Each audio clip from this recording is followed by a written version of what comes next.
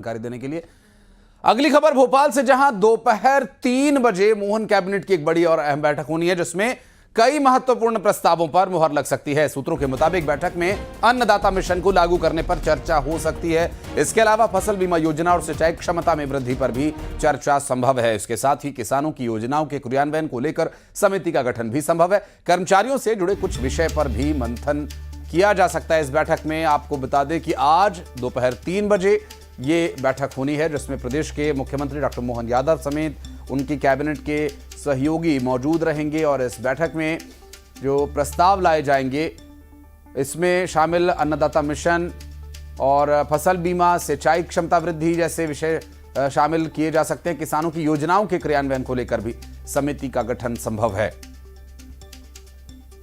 और शैलेंद्र हमारे सहयोगी जुड़ गए, बात करेंगे उनसे। शैलेंद्र, आज किसानों के कई मुद्दे दिखाई दे रहे हैं बैठक में, संभव है कि इन पर चर्चा हो। क्या कुछ ये मुद्दे रहने वाले हैं और किस तरह से बैठक का अभी प्रारूप समझ में आ रहा है?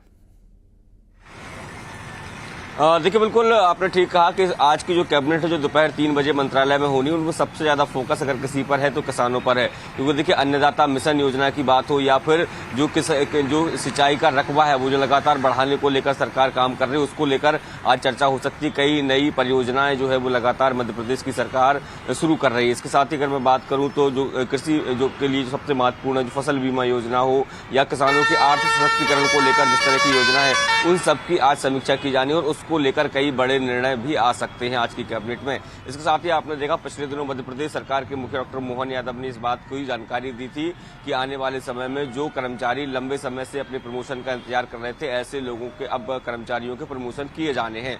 तो ऐसे में अब प्रमोशन किए जाने तो क्या उसके मापदंड रहेंगे? क्योंकि देखिए, कहीं ना कहीं एक जो याचिका हाईकोर्ट में लगी थी, जिसमें प्रमोशन में भी आरक्षण की मांग की गई थी, लेकिन उन्होंने कहा कि अब रास्ता साफ हो गया है और प्रदेश के जो 4 लाख से अधिक कर्मचारी हैं जो प्रमोशन की आस में बैठे, उनको प्रमोशन दिया जाना है।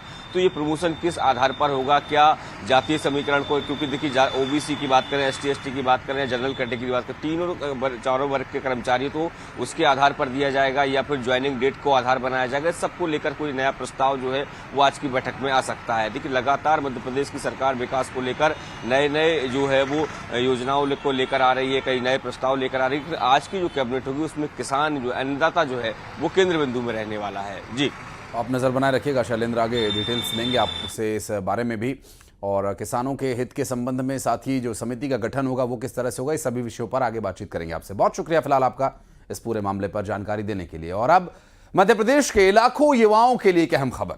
दरअसल प्राथमिक और माध्यमिक शिक्षक चयन परीक्षा का आयोजन 20 अप्रैल से 29 अप्रैल 2025 तक किया जाएगा। इस परीक्षा में प्रदेश भर के लगभग 1,60,000 अभ्यर्थी हिस्सा लेंगे।